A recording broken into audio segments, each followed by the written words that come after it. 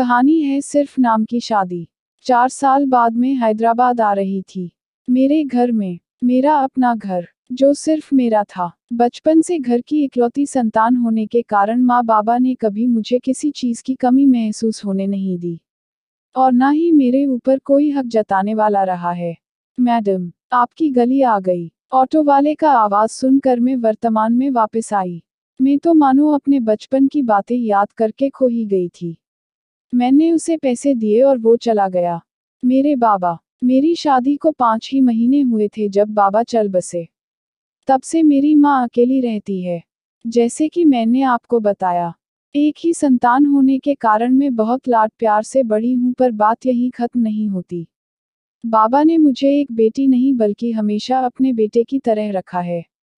जिस समय सब बेटी होने को अशुभ मानते थे, उसी समय बाबा ने मुझे सर उठाकर समाज में चलना सिखाया है, पढ़ाया लिखाया है। शायद यही वजह है जो मैंने कभी खुद को अबला नारी नहीं समझा।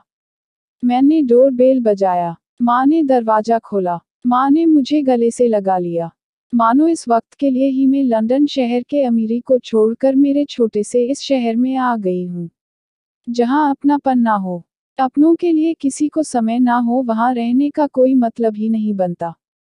ऐसा ही है लंदन, सब अपने आप में ही रहते हैं, एक दूसरे के लिए कोई नहीं जीता वहाँ।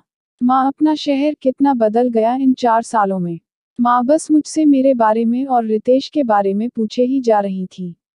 रितेश, मेरे हस्बैंड या शायद एक्स हस्बैंड। मेरी बात सुनकर माँ बोली, वो सब तो ठीक है, पर रितेश कैसा है? आया क्यों नहीं? तूने अपने ससुराल में बताया है ना कि तू यहाँ आई है? माँ, रितेश अपने काम के सिलसिले में उलझे हुए है, इसलिए नहीं आ पाए। वो ठीक है, और मैंने घर में नहीं बताया। बेटा, इतने दिनों बाद तुझे देखकर जैसे सुकून सा मिला। पहले बताकर आती ना। 3 दिन पहले ही तेरी आने की बात सुनकर मुझे कितनी खुशी हुई, मैं बता भी नहीं सकती। पर डर भी उतना ही लगा जैसे कुछ ठीक नहीं है। तेरा यूं अचानक आना। आप कितना सोचती हो? सब ठीक है, मैं ठीक हूँ माँ। अब अंदर भी लेके जाओगी मुझे या ड्राइंग रूम में ही ठहरने का इरादा है? हाँ, मैं माँ के बातों से उनकी चिंता समझ रही थी, इसलिए उस समय माँ को हल्का करने के लिए मैंने यही कहा। काफी हद तक उनका शक भी जायज था, पर ये सब बातें मैं आते ही शुरू नहीं करना चाहती थी। माँ ने हंसते हुए मेरा सामान समेटा और अंदर चली गई। मैं अपने रूम में गई। लवेंडर रूम स्प्रे की खुशबू को मैंने जी भर के अपने अंदर भर लिया। और इसी बीच मैंने सोचा, माँ को अभी भी मेरे पसंद और नापसंद के बारे में कितना ज्यादा याद है। और एक मैं हूँ, जो मैं भी ना रही। मुझे खुद के बारे में भी याद नहीं। मेरे रूम में मेरे पसंद के पर्दे थे और मेरे पसंद के फूल जैसे फ्लावर वाज से मुझे हंसते हुए निहार रहे थे। सब वैसे का वैसा ही था। दीवारों पर मेरे लिखे मोटिवेशनल कोट्स की भरमार थी। लिखने का शौक मुझे बहुत पहले से ही था, इसलिए माँ बाबा ने मेरे मर्जी से मेरे कमरे को बनाया था। मेरी छोटी सी लाइब्रेरी में अभी भी कई किताबें थी। मैंने खिड़कियां खोलकर बाहर झांका। ताज़ी हवा के एक झोंके ने मानो जैसे मुझे खुद से ही मिला दिया। आरोही ओ आरोही, माँ मुझे पुकार रही थी। आई माँ। मैंने शॉवल या कपड़े बदले और डाइनिंग हॉल की ओर चल दी।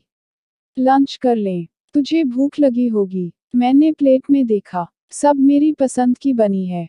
दाल, चावल, रोटी, पनीर की सब्जी, दही, बैंगन। बस हो गया माँ, और नहीं खा सकती। माँ ने मानो 4 साल का खाना एक ही दिन में खिला दिया। माँ के हाथों से एक बार खाकर ही मेरा पेट भर सा गया था। फिर हम माँ बेटी ने मिलकर बातें की। लंदन की बातें, वहाँ के लोग, उनकी जिंदगी, मेरा दिन कैसे बीतता था, मेरा जॉब और भी बहुत कुछ। 2 दिन ऐसे ही बीत गए। तीसरे दिन सुबह जब डोर बेल बजा, में दरवाजा खोलते ही सिमरन मुझ पर झपट पड़ी। सिमरन मेरी बचपन की दोस्त। मेरे अब्रॉड जाने तक हम एक साथ पढ़े हैं।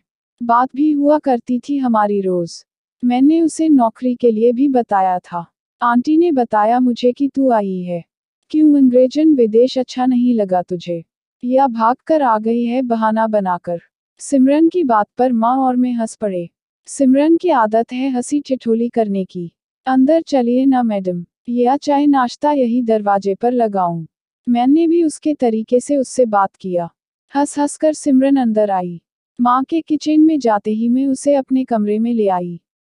सिमरन, तू माँ को मत बताना कि मैं यहाँ क्यों आई हूँ। मैं नहीं चाहती उन्हें बुरा लगे। तू चिंता ना कर, मैं उन्हें नहीं बताऊंगी। तेरे लिए एक जॉब मिल गई है। अपने ही कॉलेज में एक रीडर का पोस्ट खाली है, वो भी इंग्लिश का। तू ज्वाइन करेगी ना? हाँ, इससे अच्छा और क्या हो सकता है। तभी माँ आ गई। अरे तुम दोनों यहाँ हो, पूरा घर ढूंढती फिर रही हूँ मैं। चलो ब्रेकफास्ट कर लो। माँ और सिमरन बात कर रहे थे। माँ सिमरन को बता रही थी कि मैं बदल गई हूँ और कमजोर भी ही रही हूँ। माँ हमेशा चिंता करती रहती हैं, उनके लिए मैं कभी बड़ी नहीं हो सकती। शाम का समय था, मैं छत पर थी, शायद बारिश होने वाली थी। ठंडी ठंडी हवा मेरे खुले बालों को छूकर गुजर रही थी। मेरे मिनी गार्डन का माँ ने कितना अच्छा ख्याल रखा है। फूलों से भर गया है हर एक पौधा। मैं मन ही मन सोच रही थी, कैसे बताऊं माँ को कि आपकी बेटी हमेशा के लिए आ गई है। अपना सारा सामान समेटे, अपने घर। आरोही, माँ आप ऊपर क्यों आई? मुझे बुला देती, मैं आ जाती। बेटा, हाँ माँ, क्या हुआ? बताए। बेटा तू ठीक है ना? हाँ माँ, मैं आपके सामने हूँ। ठीक तो हूँ, आप क्या पूछ रही है? बेटा मैं माँ हूँ तेरी। समझ आता है मुझे तेरी ये चुप्पी। काश आपकी तरह रितेश भी मेरी इस चुप्पी को समझ पाते माँ। ये बोलकर मेरी आंखें भर आई। माँ को पता चल चुका था कि उनकी बेटी की जिंदगी में जरूर कोई तूफान आकर जा चुका है। माँ आप नीचे जाए, मैं आती हूँ जल्द ही। बेटा जल्दी आ जाना, बारिश आ रही है, आ जाना। शायद माँ को डर था कि कहीं मैं कोई गलत कदम ना उठा लूं, पर उनको ये नहीं पता था कि उनकी बेटी ने इन 4 सालों में खुद को किस हद तक पत्थर बनाया है। हाँ माँ, आ जाऊंगी। हमारे समाज का भी नियम अजीब है। कोई पुरुष अगर उच्चाभिलाषी हो तो वो सही है, पर एक महिला अगर जीवन में कुछ करना चाहे, आगे बढ़ना चाहे, तो पुरुष के आत्मसम्मान को धक्का लगता है। एक सफल महिला से सारे पुरुष जलते हैं।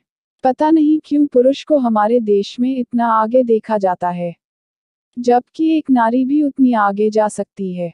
मैंने अपना पोस्ट ग्रेजुएशन और एमफिल यहीं यूनिवर्सिटी से खत्म किया था, और तभी माँ बाबा के सामने विदेश जाकर आगे की पढ़ाई करने का जिद कर बैठी। बचपन से एक मिनट भी मुझे अपने से दूर ना करने वाले मेरे माता पिता ने मुझे लंदन भेज दिया, और वहां मैं रितेश से मिली। वाइजाग में रहने वाले रितेश से मुझे अलग ही लगाव हो गया। विदेश में अपने कहाँ ही मिलते हैं, और जब मिलते हैं तब उनसे अलग ही नाता जुड़ जाता है। और ऐसे ही दोस्ती कब प्यार में तक दिल हो गई हमें पता ही नहीं चला। रितेश की पर्सनैलिटी ने मुझे उसके और इस तरह खींचा कि मैं उससे शादी करने की जिद कर बैठी। दोनों घरों की हामी से हमारी शादी हुई। नए नए शादी के दिन मेरे लिए सबसे खुशी के दिनों में से कुछ थे। सभी मुझसे प्यार करते थे, मुझसे बहुत ही प्यार से बात किया करते थे। माँ बाबा की कमी मुझे किसी ने महसूस होने ही नहीं दी। और फिर आया वह दिन जब हमें लंदन वापस लौटने की जरूरत पड़ी।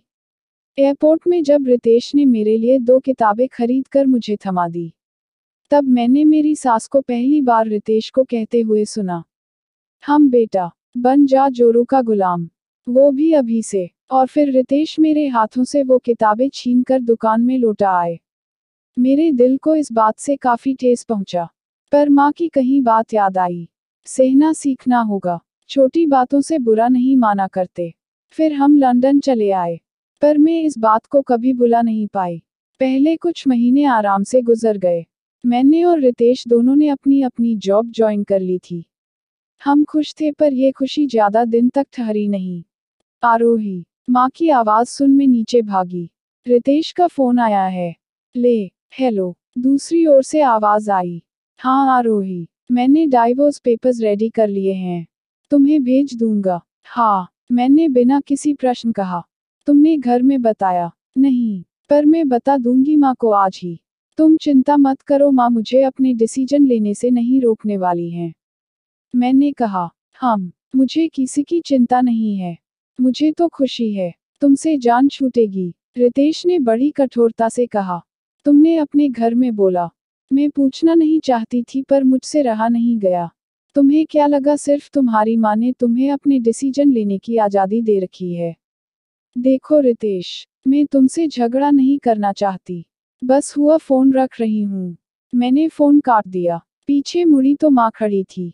माँ, वो शादी के कुछ महीने अच्छे बीते, पर मुझे नहीं पता था कि जिस रितेश से शादी करने के लिए मैं सबसे दूर हो गई, वो इस तरीके से मेरा हाथ छोड़ देगा।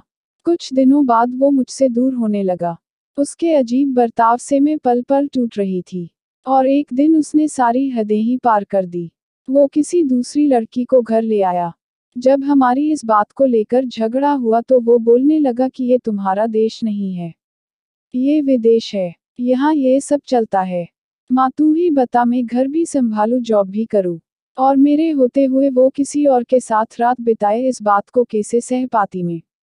कभी कभी वो नशे में धुत मेरे साथ जबरदस्ती भी करता, और वो किसी भी काम में कभी मेरी मदद नहीं करता। उसके घर से फोन आए तो मेरे बारे में झूठ बोल देता था। धीरे धीरे घर वाले भी मुझसे नफरत करने लगे। मैंने जॉब छोड़ दिया, वो भी सिर्फ उसके लिए। मुझे लगा शायद मैं उसे ज्यादा समय दूं तो उसे बदल सकती हूँ, पर मैं हार गई माँ। मैं उसे बदल ना सकी। मैंने उसके लिए अपना आत्मसम्मान खो दिया। उसके ईगो को मेरा आगे बढ़ना नहीं भाया, और मैं चली आई माँ, मेरे घर, जहाँ मैं अपना सम्मान, अपनी आज़ादी को खुलकर जी सकूं। औरत बनने का मतलब सिर्फ घर संभालना नहीं है। उसके जन्म लेते ही सब उस पर अपना हक जमाए बैठते हैं। कभी कोई उससे नहीं पूछता कि उसे क्या चाहिए, उसे कैसी जिंदगी चाहिए। उसने कहा वो मुझसे डाइवोर्स चाहता है। माँ, यहीं से मैं अपनी नई जिंदगी शुरू करूंगी। अपनी जिंदगी जहाँ किसी और का हक मेरे ऊपर जबरदस्ती थोपा ना जाए। तभी जैसे बारिश के साथ मेरे दिल की सारी बात भी आंखों से होकर बहती जा रही थी। मुझे एहसास हो गया था कि मेरी एक गलती ने मुझे आज तन्हा बना दिया है। माँ सुनती रही, चुपचाप, बिना किसी बात के बीच मुझे रोककर। मैंने सही किया ना माँ? अगर आज तेरे पापा होते ना, तो उन्हें तुझ पर गर्व होता, ठीक वैसे जैसे अभी मुझे हो रहा है। ये बोलकर माँ ने मुझे अपने गले लगाया। मैंने उनकी आंखों से बहते आंसू को पोंछा। अगले कुछ ही दिनों में मैंने अपनी नौकरी ज्वाइन कर लिया, और डाइवोर्स पेपर में साइन करके मैंने खुद को सिर्फ नाम की शादी से आज़ाद कर लिया। अब मेरी खिड़की से आने वाली हवा सिर्फ मुझे जिंदगी ही नहीं, मुस्कान भी देती है। मैं समझ गई, माँ बाप के सिवा जिंदगी में कोई अपना नहीं होता। जिंदगी जब उलझ जाए तो खुद सुलझ भी जाती है। बात यह है कि जो गांठ जीवन में लगता है उसे सुलझाने की कोशिश तो आपको ही करनी है। जहां गांठ खुल ही नहीं रही वहां छोड़कर जिंदगी में आगे बढ़ जाना चाहिए। अगर आपको कहानी पसंद आए तो लाइक और शेयर कीजिए और चैनल को सब्सक्राइब करना मत भूलिए।